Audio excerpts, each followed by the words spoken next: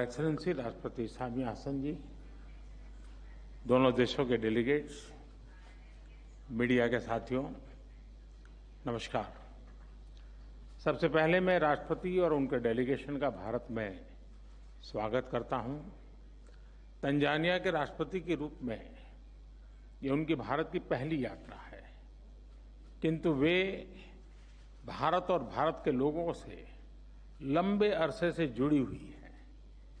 भारत के प्रति उनका यह लगाव और प्रतिबद्धता हमें हर क्षेत्र में हमारे संबंधों को और मजबूत करने के लिए प्रेरित कर रहे हैं।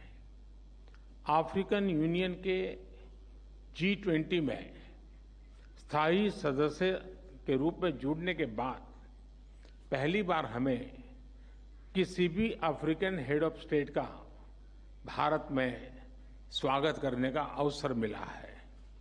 इसलिए इस यात्रा का महत्व हमारे लिए कई गुना बढ़ जाता है। फ्रेंड्स, आज का दिन भारत और तंजानिया के संबंधों में एक ऐतिहासिक दिन है। आज हम अपनी सदियों पुरानी मित्रता को स्ट्रैटेजिक पार्टनरशिप के सूत्र में बांध रहे हैं। आज की बैठक में हमने इस भावी रणनीतिक साझेदारी की नींव रखते हुए कई नए इनिशिएटिव्स की पहचान की। भारत और तंजानिया आपसी व्यापार और निवेश के लिए एक दूसरे के महत्वपूर्ण पार्टनर्स हैं। दोनों पक्ष लोकल करेंसीज में व्यापार बढ़ाने के लिए एक एग्रीमेंट पर काम कर रहे हैं।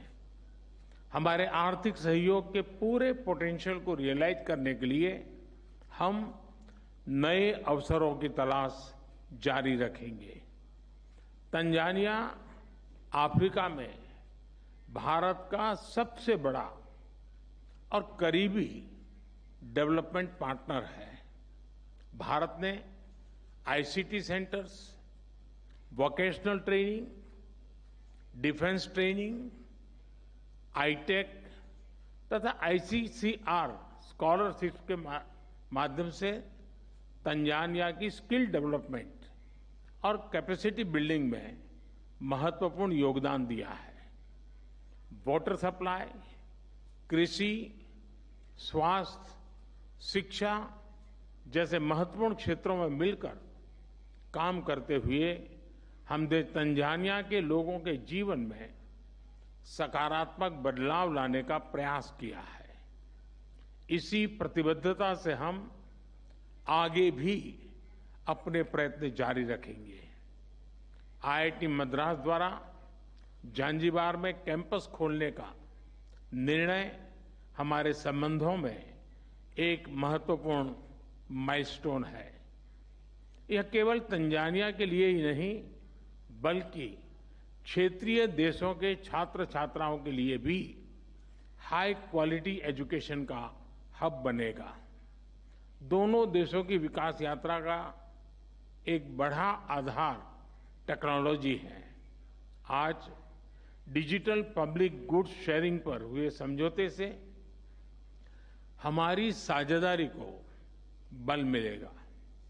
मुझे खुशी है कि UPI की सक्सेस स्टोरी को तंजानिया में अपनाने के लिए कदम उठाए जा रहे हैं।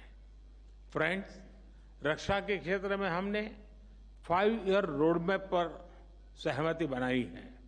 इसके माध्यम से military training, maritime cooperation, capacity building, defence industry जैसे क्षेत्रों में नए आयाम जुड़ेंगे। ऊर्जा के क्षेत्र में भी भारत और तंजानिया के बीच करीबी सहयोग रहा है। भारत में तेजी से बदल रहे क्लीन एनर्जी लैंडस्केप को देखते हुए हमने इस महत्वपूर्ण क्षेत्र में मिलकर काम करने पर सहमति व्यक्त की है। मुझे खुशी है कि तंजानिया ने भारत द्वारा G20 समिट में लॉन्च की गई ग्लोबल बायोफ्यूल अलायंस से जुड़ने का निर्णय लिया है। साथ ही तंजानिया द्वारा लिए गए इंटरनेशनल बिग कैट अलायंस से जुड़ने का निर्णय से हम बिग कैट्स के संरक्षण के लिए वैश्विक प्रयासों को सशक्त कर सकेंगे। आज हमने स्पेस और न्यूक्लियर टेक्नोलॉजी को जन कल्याण के लिए इस्तेमाल करने पर बल दिया। इन महत्वपूर्ण क्षेत्रों में ठोस इनिशिएटिव्स की पहचान करते हुए हमने आगे बढ़ने का निर्णय लिया है। फ्रेंड्स, आज हमने कई वैश्विक एवं क्षेत्रीय मुद्दों पर विचार विमर्श किया। हिंद महासागर से जुड़े हुए देशों के रूप में हमने maritime security, piracy, drug trafficking जैसी चुनौतियों का सामना करने के लिए आपसी समन्वय बढ़ाने पर बल दिया। इंडो पैसिफिक में सभी प्रयासों में हम तंजानिया को एक बहुमूल्य पार्टनर के रूप में देखते हैं। भारत और तंजानिया एक मत है कि आतंकवाद मानवता के लिए सबसे गंभीर सुरक्षा खतरा है। इस संबंध में हमने काउंटर टेररिज्म के क्षेत्र में आपसी सहयोग को बढ़ाने का भी निर्णय लिया है। फ्रेंड्स, हमारे संबंधों की सबसे महत्वपूर्ण कड़ी हमारे मजबूत और सदियों पुराने पीपल टू पीपल टाइज हैं।